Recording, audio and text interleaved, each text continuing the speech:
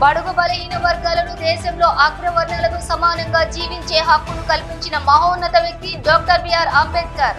బాబాసాహెబ్ అంబేద్కర్ విగ్రహ ఆవిష్కరణలో SC ST జాతీయ commission member Vaddepalli Ramachandar వెల్లడి.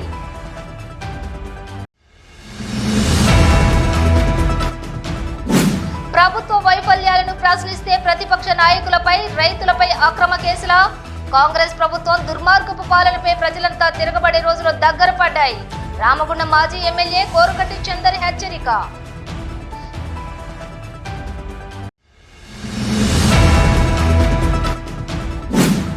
సమస్యలపై పోరాటంపై సిఐటియు సంఘంతో కార్మికులంతా కలిసి రావాలి. సిఐటియు రాష్ట్ర అధ్యక్షులు తుమ్మల రాజారెడ్డి పిలుపు.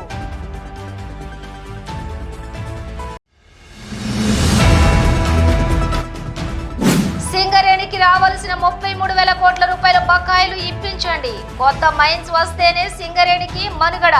ఏఐటియుసి ప్రధాన కార్యదర్శి రాజ్ కుమార్ వెల్లడి.